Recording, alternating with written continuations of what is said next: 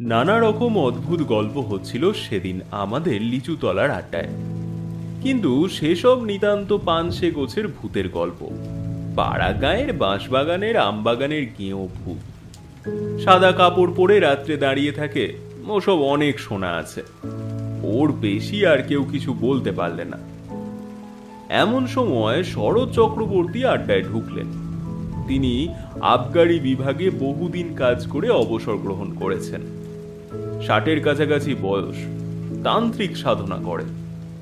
ঠিকুচি কুষ্টি বিনা পয়সায় করে দেন। কোন রত্নের আংটি ধারণ করলে কার সুবিধে হবে ঠিক করে দেন। পরের বেগার খাটতে ওর চুরি বড় একটা দেখা যাবে না এসব কাজে। লোক অতি সজ্জন, সকলে মানে শ্রদ্ধা করে। অনেকে ওর সামনে ধূমপান করে না। শরৎবাবু ঢুকে বললেন, এই যে কি হচ্ছে আজ, যে বাদলা নেমেছে। শ্যামাপদ মুক্তার বললেন, এই আসুন আসুন আসুন চক্রবর্তী মশাই, আমাদের ভূতের গল্প হচ্ছে বাদলার দিনে, তবে তেমন জমছে না। আপনার তো শরৎ চক্রবর্তী মশাই বললেন, আমি একটা গল্প বলতে পারি, তবে সেটা ভূতের গল্প নয়। সেটা কিসের গল্প তা আমিও জানি না, আপনারা শুনে বিচার করুন। শরৎবাবুর মুখে সেই গল্প শুনে আমরা অবাক হয়ে গেলাম। স্বর্গ মর্ত যেন এক সূত্রে গাঁথা হয়ে গেল সেই ঘন বর্ষার বর্ষণমুখর মেঘের আবরণ ভেদ করে। শরৎবাবু বললেন, আমাকে সেবার হঠাৎ জলপাইগুড়ির ওধারে ডুয়ার্স অঞ্চলে বদলি করলে।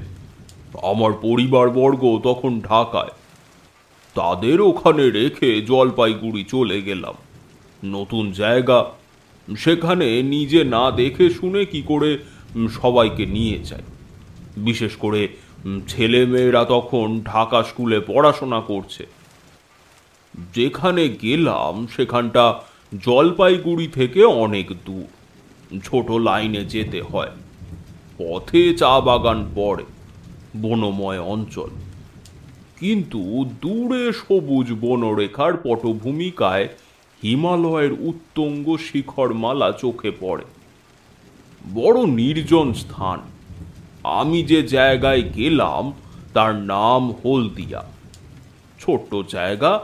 আমি সেখানে গিয়ে সিনিয়র সাব ইন্সপেক্টরের বাসায় উঠলাম, কারণ আমার বাসা তখনও ঠিক হয়নি।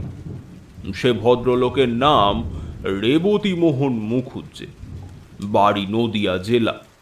বেশ ফর্সা, লম্বা দোহারা চেহারা। আমায় খুব যত্ন করলে, দিন কয়েকের মধ্যেই বাসা ঠিক করে দেবেন ভরসা দিলেন। তৃতীয় দিন সকালে আমায় বললেন, আপনাকে একটা কথা বলি। কি? আপনার এখন এখানে আসা খুব ভুল হয়েছে। কেন বলুন তো? আপনি জানেন না, আপনি জানেন না কিছু এদেশের ব্যাপারে? না, কি ব্যাপার? এই বর্ষাকালে এখানে ভয়ানক ব্ল্যাক ওয়াটার জ্বর হচ্ছে চারিধারে। আপনি নতুন লোক, আপনার তো খুবই জ্বর হওয়ার সম্ভাবনা বিদ্যমান। দু একবার জ্বর হলেই ব্ল্যাক ওয়াটার জ্বর দেখা দেবে, তখন জীবন নিয়ে টানাটানি পড়ে যাবে। এই রকমই এদেশের কাণ্ড। তবে আপনারা আছেন কি করে? সে কথা আর বলে লাভ নেই। ইচ্ছে করে নেই, আছি পড়ে পেটের দায়। চাকরি ছেড়ে দিলে এ বয়সে যাব কোথায়, খাবো কি? আমার দুটি মেয়ে পরপর মারা গিয়েছে ব্ল্যাক ওয়াটার ফিভারে, তবুও বদলি পেলাম না। কি করি বলুন শরৎবাবু? তবেই তো। একটু সাবধানে থাকলেই হবে। জলটা গরম না করে খাবেন না বাইরে গিয়ে। ব্ল্যাক ওয়াটার ফিভার হলেই কি মানুষ মারা যায়? তা ভালো চিকিৎসা না হলে বাঁচার সম্ভাবনা খুব কম। বিশেষ করে এই বর্ষাকালে যারা নতুন আসেন তাদের ধরলে বাঁচানো খুব কঠিন হয়ে পড়ে। আমি এরকম দুটো কেস দেখেছি, দুটোই মারা গেল। শুনে মনে ভয় হলো, কিন্তু সাবধান হয়েই বা কি করব? বিদেশে বেরিয়ে কত দূর সাবধান হওয়াই বা চলে। যা থাকে কপালে ভেবে কাজ আরম্ভ করে দিলাম। 10-12 মাইল দূরে দূরে গাঁজার দোকান, মদের দোকান তদারক করে বেড়াতে লাগলাম। খুব ভালোই লাগছিল। বর্ষার সবুজ অভিযান শুরু হয়েছে বনে বনে। কত রকমের ফুল ফোটে, কত ধরনের পাখি ডাকে। দূরে হিমালয়ের তুষারবৃত কি একটা শৃঙ্গ একদিন দেখা গেল। মিছরির পাহাড়ের মতো ঝকঝক করছে সকালের সূর্য কিরণে। তবে রোদ বড় একটা উঠতে ইদানিং আর বড় দেখা যেত না। ইতিমধ্যে রেবতী বাবুর চেষ্টায় ভালো একটা বাসা পাওয়া গেল।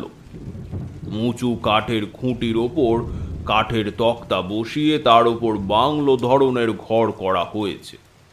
কাঠের মেঝে বেশ শুকনো খটখটে। ঘরটা বেশ বড়, আলো হাওয়া বেশ আসে। মনের ভয় ক্রমে কেটে গেল।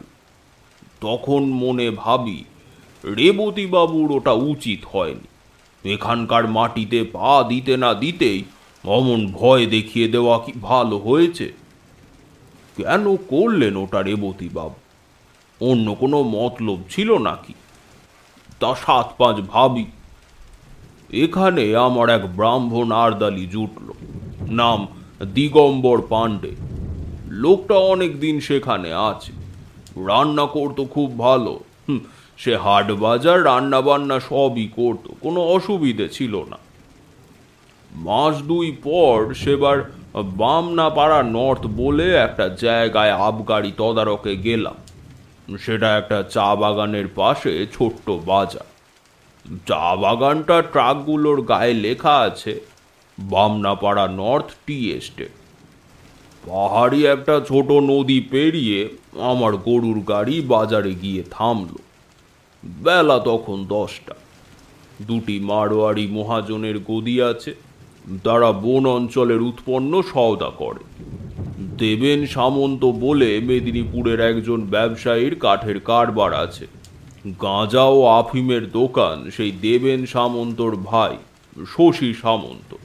ওখানে বসে থাকতে থাকতেই আমার শরীর কেমন খারাপ হলো, মাথা ধরল। দেবেন সামন্তকে বলতে সে কি একটা হোমিওপ্যাথিক ওষুধ দিলে। বললে এতেই সেরে যাবে, কোনো ভয় নেই। আমি বললাম, আপনাদের এখানে ব্ল্যাক ওয়াটার হয়? আগে তা হয় খুব। মানুষ মরে? তা মন্দ মরে না। আপনারা ভয় পান না? আমরা অনেকদিন আছি, নতুন যারা আসেন তাদের ভয় একটু বেশি। সবাই দেখছি একই কথা বলে। গাঁজার হিসেব চেক করতে করতে আর যেন বসতে পারলাম না। তাড়াতাড়ি কাজ সেরে নিয়ে গাড়িতে উঠে পড়ি। জল তেষ্টা পাওয়াতে বামনাপাড়ার নর্থ চা বাগানের একটা গুমটি টিনের শেড থেকে জল চেয়ে খাই এক নেপালি দারোয়ানের কাছ থেকে। যখন বাসায় পৌঁছলাম তখন বেলা গিয়েছে। আমার তখন খুব জ্বর। পথেই কম্প দিয়ে জ্বর এসেছে। খবর পেয়ে রেবতী বাবু ছুটে এলেন। ডাক্তার ডাকা হলো। ওষুধ ও ইঞ্জেকশনও চলল। 3 দিনের মধ্যে জ্বর ছেড়ে গেল। দিন 15 বেশ আছি। সবাই বললে ঠান্ডা লেগে অমনটা হঠাৎ হয়েছিল, ও কিছু না। আমিও নিজেকে সেভাবেই বোঝালুম। আবার বেশ কাজকর্ম করি, শরীরে কোনো গ্লানি নেই। একদিন হলদিয়া পুলিশ থানায় বসে থানার দারোগার সঙ্গে গল্প করছি। হঠাৎ আবার জ্বর এলো। দারোগা বাবু লোক দিয়ে আমায় বাড়ি পাঠিয়ে দিলেন। মারদালি দিগম্বর পাঁড়েকে বললাম, জল দাও, জল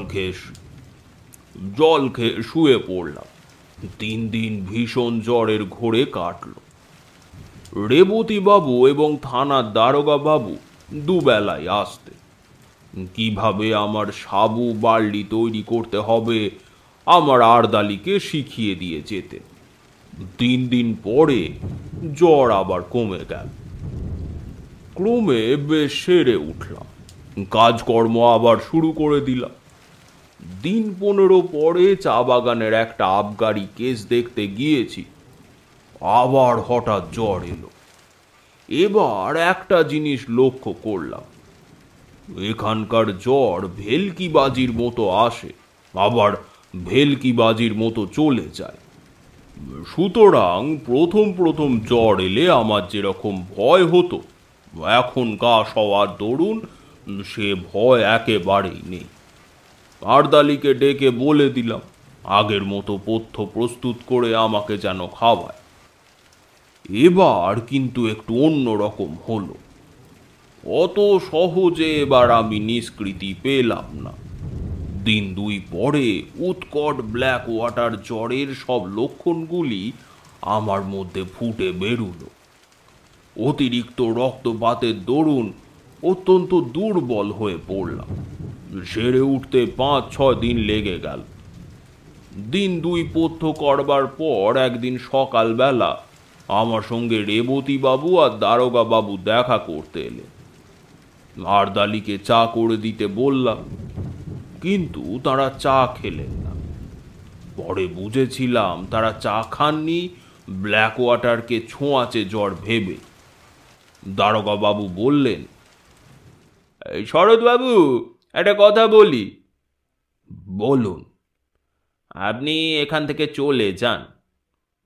কেন বলুন তো? ডাক্তারবাবু তাই মত। কই, আমাকে তো কিছু বলেননি।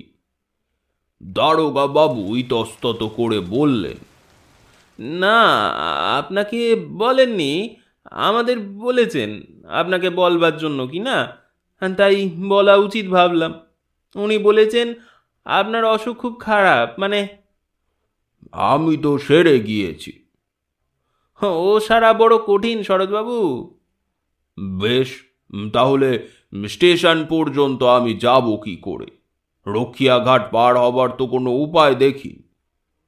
কিছু ভাববেন নে, স্ট্রেচার জোগাড় করেছি চা বাগান থেকে, কুলি পাঠাবো।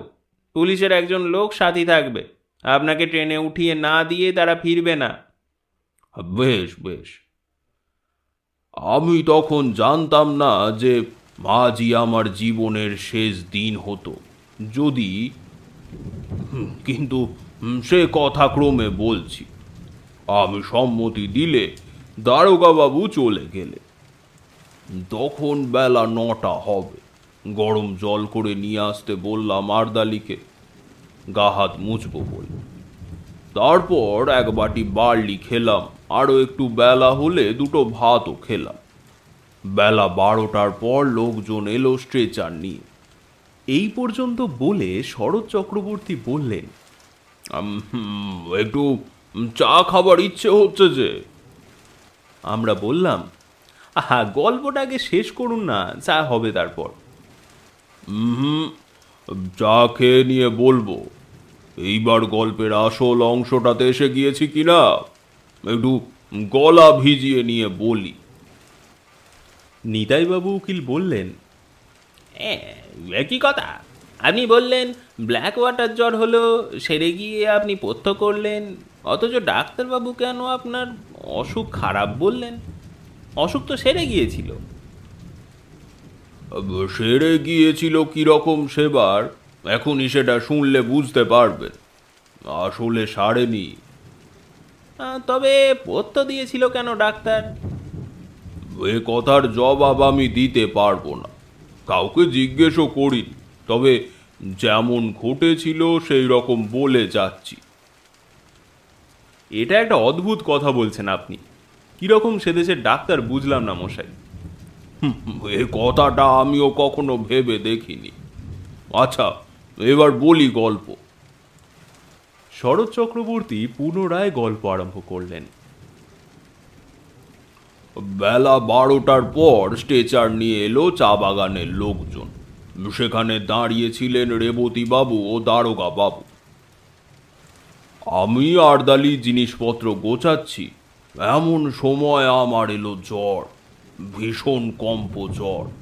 আর আমি বসতে পারলাম না।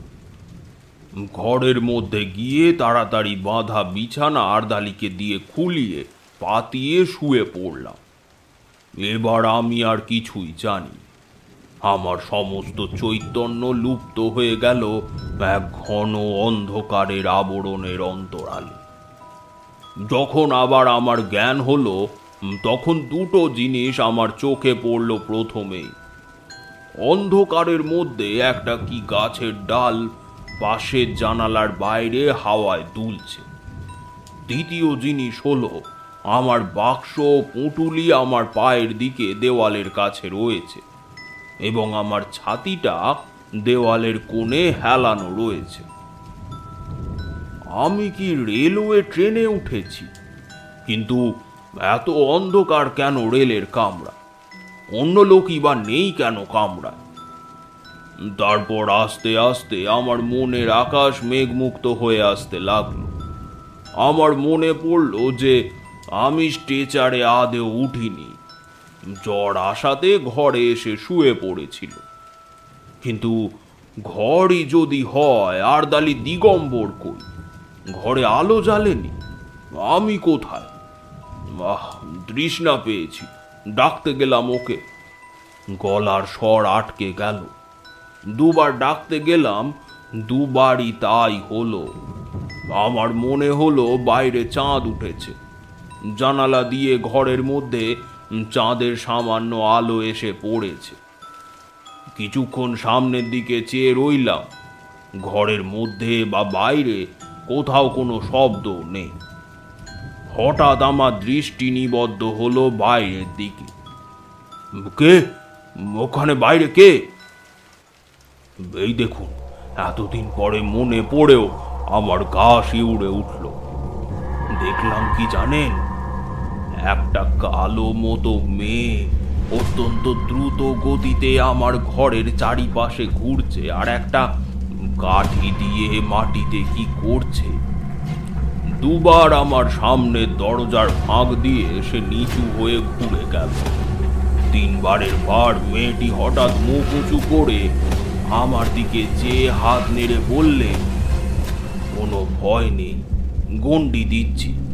আজ রাত্রে কেউ গণ্ডির মধ্যে আসতে পারবে না, ঘুমো। অতি অল্পক্ষণের জন্য মেয়েটিকে চোখের সামনে দেখলাম। তারপর সে ঘুরে গেল ওদিকে। আমারও আর জ্ঞান রইল না, ঘুমিয়ে পড়লাম। কি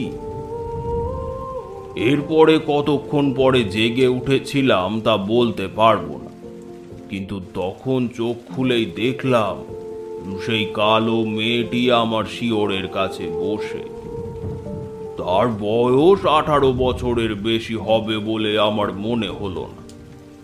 আর একটা জিনিস লক্ষ্য করলাম, মেয়েটি যেন খুব ঘেমেছে। ওর মুখ ঘামে ভিজে গিয়েছে, যেন সারা শরীর দিয়ে যেন দর দর করে ঘাম ঝরছে। আমি ওর দিকে চেয়ে দেখতেই মেয়েটি চমৎকার শান্ত স্নেহময় সুরে বলে উঠল, জাগলি কেন? ঘুমো ঘুমো, কোনো ভয় নেই, ঘুমো। শেষবার যখন ও ঘুমো বলেছে, তখন আমি ঘুমিয়ে পড়লাম ওর কথা শুনতে শুনতে। ঘুমিয়ে পড়বার আগে সেই গাছের ডালটার দিকে নজর পড়ল। জানালার বাইরে তার গায়ে জ্যোৎস্না পড়েছে। এইখানেই আমার গল্প শেষ হলো। সকালে আমি যখন জেগে উঠলাম, তখন আমার মনে হলো স্বাভাবিক সুস্থ অবস্থায় ঘুম থেকে আমি জেগে উঠেছি। আমার শরীরে কোনো গ্লানি নেই, কিন্তু শরীর বড় দুর্বল। বিছানা ছেড়ে উঠতে পারলাম না। ক্রমে ক্রমে একটু বেলা হল। তখন দেখি দিগম্বর পাড়ে আরদালি সন্তর্পণে পা টিপে এসে ঘরের মধ্যে উঁকি দিচ্ছে। আমি ডাকতেই যেন সে চমকে উঠল, কোনো উত্তর দিল না। আমি বললাম, রেবতী বাবুকে ডেকে নিয়ে এসো। থতমত খেয়ে সে যেন চলে গেল। কিছুক্ষণ পরে অনেক লোক এলো আমাকে দেখতে। তার মধ্যে রেবতী বাবুও ছিলেন। রেবতী বাবু বললেন, এই, কেমন আছেন শরৎবাবু? ভালো আছে, আমি কিছু খাবো। তখনই রেবতী বাবু বাইরে গিয়ে কাকে কি বললেন। খানিক পরে এক বাটি বার্লি এলো আমার জন্য। বার্লি খেয়ে শরীরে বল পেলাম। ডাক্তার এসে পরীক্ষা করে বললেন জ্বর সেরে গিয়েছে। এর দিন দুই পরে আমি সম্পূর্ণ নীরোগ হয়ে উঠলাম, পথ্য করলাম। তখন ক্রমে ক্রমে শুনলাম সেই ভীষণ রাত্রে আমাকে মুমূর্ষ মনে করে সবাই আমাকে ছেড়ে চলে গিয়েছিল একা ফেলে। ডাক্তারবাবু বলেছিলেন রাত কাটবে না, এমনকি নাকি সকলে আমার জন্য সৎকারের জন্যে কে কে যাবে, কোথায় কাঠ পাওয়া যাবে, এসব বন্দোবস্ত ঠিক হয়ে গিয়েছিল। সকালেই লোক পাঠিয়ে আমার পরিবার বর্গকে টেলিগ্রামে আমার মৃত্যু সংবাদ জানানোর জন্যে থানা থেকে একজন কনস্টেবল পাঠাবে। দারোগা বাবু তাও ঠিক করে রেখেছিলেন। অথচ সেই নির্বান্ধব পরিত্যক্ত অবস্থায় কে আমার মৃত্যু সঞ্চার পাশে সারা রাত বসেছিল, কে আমার ঘরে চারিধারে গণ্ডি এঁকে দিয়েছিল আমাকে বিপদের হাত থেকে রক্ষা করতে। সবাই পরিত্যাগ করলেও কে আমাকে সেই অসহায় অবস্থার মধ্যেও পাহারা দিয়েছিল, এসব প্রশ্নের কোনো জবাবই আমি দিতে পারবো না। যদি আপনারা বলেন সবটাই জ্বরের ঘোরে স্বপ্ন দেখেছি, তারও কোনো প্রতিবাদ আমি করতে চাই। স্বপ্ন যদি হয়, বড় মধুর, বড় উন্নত ধরনের উদার স্বপ্ন দেখেছিল আমার মুমূর্ষ মন। সে স্বপ্নের ঘোর আমার সারা জীবন চোখে রইল মাখা। মস্ত বড় একটা আশার বাণী দিয়ে গেল প্রাণ। শরৎ চক্রবর্তী চুপ করলেন। মনে হলো তার চোখে যেন জল চকচক করছে। উকিল নিতাইপদ রাহা বললে, এই সেরে উঠে হলদিয়াতে আপনি ছিলেন কতদিন? যতদিন গভর্নমেন্ট আমাকে বদলি না করেছিল, প্রায় 2 বছর। এভাবে একা ছিলেন বাসায়? আমি আর দিগম্বর, আর কেউ না। আর কোনোদিন কিছু দেখেছিলেন? না। আর অসুখে ভুগেছিলেন? না। ঘন বর্ষার রাত, বাইরে বেশ অন্ধকার। জোনাকি জ্বলছিল উঠানের শিউলি গাছটার ডালের পাতায়। আমরা সবাই অনেকক্ষণ চুপ করে রইলাম। নিতাই উকিলও আর বেশি কথা বলেনি। বৃষ্টি এসে পড়বে বলে শরৎ চক্রবর্তীকে আমরা বাড়ি পাঠিয়ে দিলাম ছাতা দিয়ে।